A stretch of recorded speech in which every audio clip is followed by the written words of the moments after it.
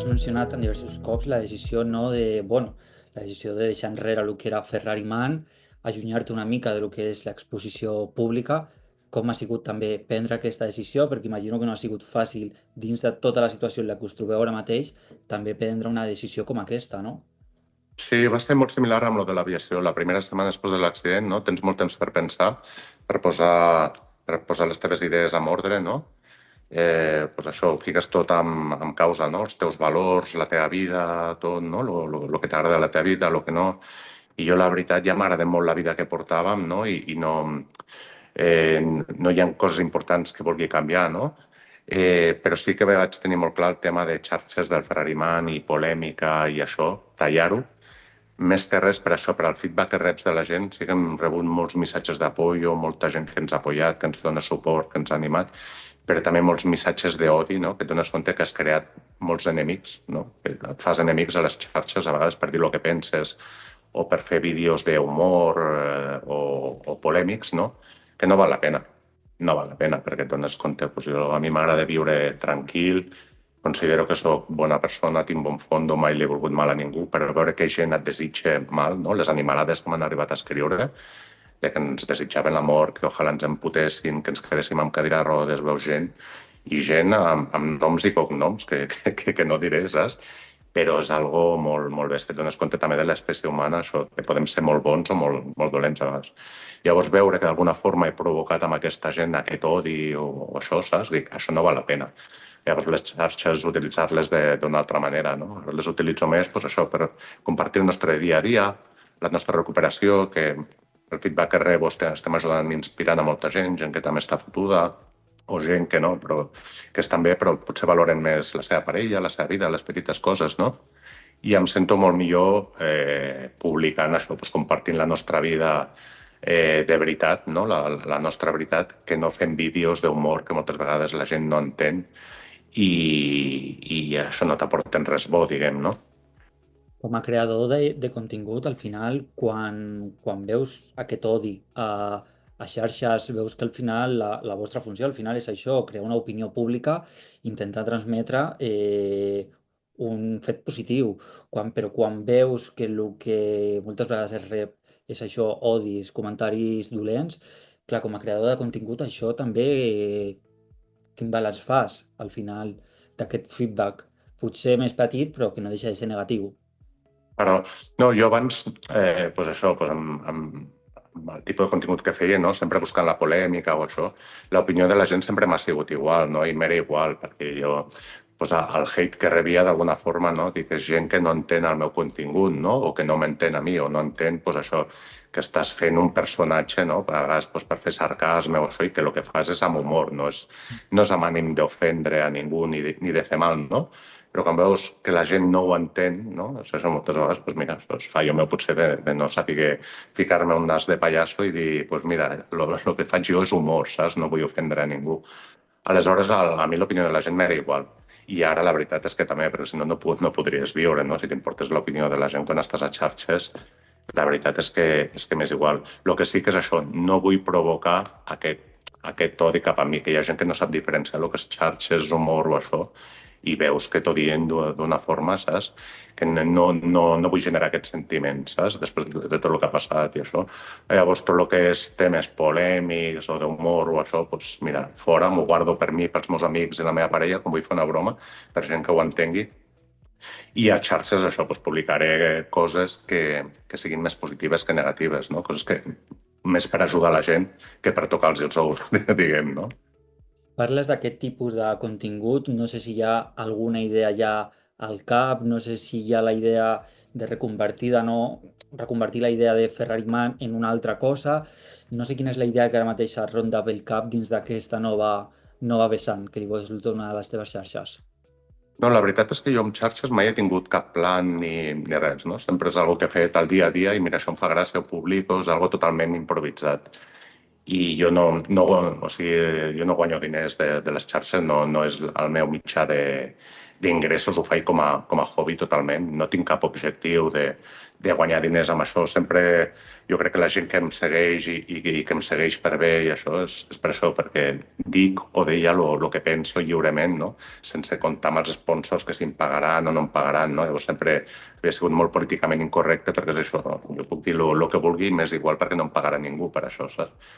Que el contingut que es veu moltes vegades és patrocinat o capat o políticament correcte perquè la gent no poden dir el que pensen perquè si no no els hi pagarien, no?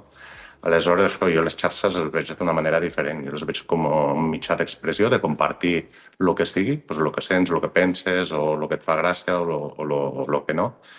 I això dia a dia. Ara estem compartint doncs, el nostre procés de recuperació perquè és el nostre dia a dia, però no sé, potser d'aquí un mes deixo de publicar o publico, em done per anar en barco i publico la història d'anar en barco, no? Jo intento sempre, saps això, el que he publicat sempre al final és la meva vida, com jo entenc la vida, no? I això, potser ara he d'aprendre això, a ficar-hi una mica de filtros i amb xarxa al final et demostra això, que no pots dir sempre el que penses perquè no està ben vist, no? És ben trist, però crec que al segle que vivim, no? I d'on vivim, que hi havia hagut censura i això, i a dia d'avui no pots dir lo que penses, no? I la gent de seguida s'ofèn, la gent té la pell molt fina, perquè tu parles, dius alguna cosa, critiques alguna cosa, i tota la gent que puguin estar relacionada amb aquell gremi ja, s'ofusquen i no es donen per ofesos, com si els haguessis dit. No, hòstia, tots podem opinar lo que vulguem, no?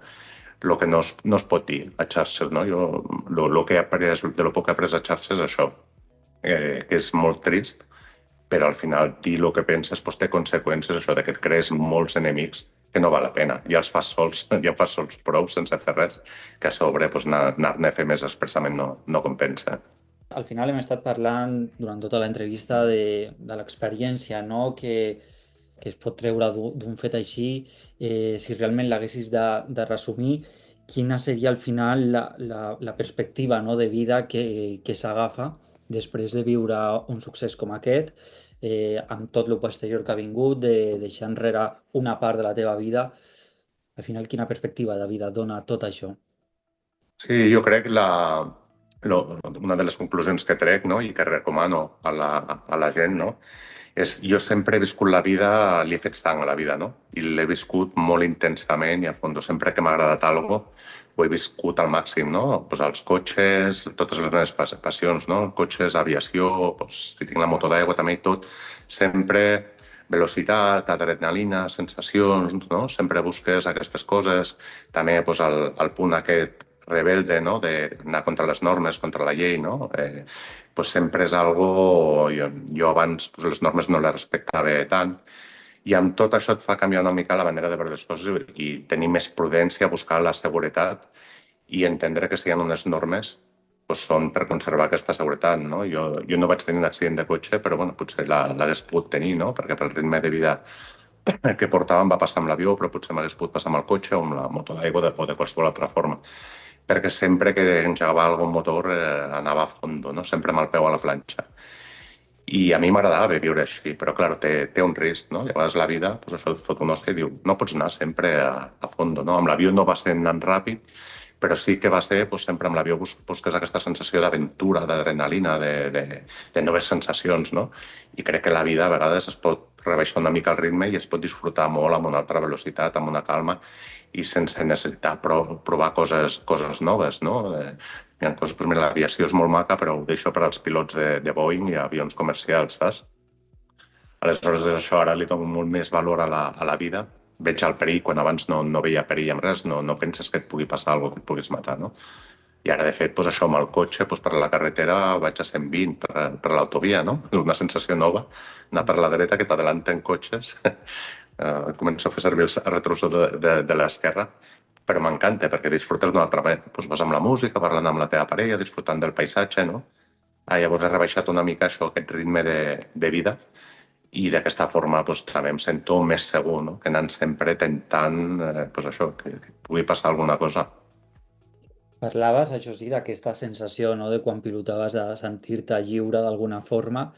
Creus que, posant la vista en un futur hipotètic, creus que arribaràs a trobar-la en falta o creus que ja és una decisió irrevocable el fet de tornar a pilotar? al No, final. la trobo en falta cada dia, pràcticament, eh? I ho parlem amb l'Alba i, hòstia, si no tingués aquesta por, agafaria i tornaria a pilotar, perquè realment és algo que quan ho has provat és tan maco, no? És com descobrir, pues això és una nova forma de veure el món, no? Però a hores d'ara tinc molt clar que no i dic que mai, no? Però també està clar que no pots dir que mai, perquè la vida canvia, igual d'aquí 2 anys o 3 anys em dones, saps? I m'hi torno a posar. Tinc la llicència de pilot, fas unes hores de reacostumar-te, però ho veig molt difícil. Ho veig molt difícil perquè amb això soc molt cabezón i normalment quan se'm fica algo al cap i ho tinc tan clar que no hi ha dubtes, és això, sempre que pensi en volar pensaré en l'accident i ja no per mi, saps? La vida de la meva parella. De veure això, que hi ha aquest perill, perquè diguin el que diguin, l'aviació comercial potser sí que és segura, no? Però l'aviació ultralleugera, al final són avions que pesen molt poc i a la que hi ha una mica de vent, això són molt inestables i és algo perillós. De fet, les assegurances ja et diuen de seguida, cobrim tot menys accidents d'avioneta, d'helicòpter i d'esquí, no? O sigui, ja són sectors considerats de risc i és per alguna cosa, no? Llavors, el bo que tinc és que m'encanten els cotxes i m'apassionen els cotxes. Amb un cotxe puc fer pràcticament el mateix que amb un avió, el que amb més temps, no? Però, bueno, mira, en comptes d'anar amb 2 hores, doncs anirem amb 6, no? També podrem portar més maletes i doncs, al final deixes una passió per abraçar-ne una altra, no? Abans també amb l'aviació havia abandonat una mica el tema dels cotxes, no? Tampoc podem tenir 3 passions que no tenim temps per tot, no? Aleshores, jo crec que no em costarà perquè és això, ja tinc coses que m'agraden molt a la vida, però sí que sempre tindré la coseta aquella, no? Cada cop que mires cap al cel veus passar un avió, hòstia, que xulo, no?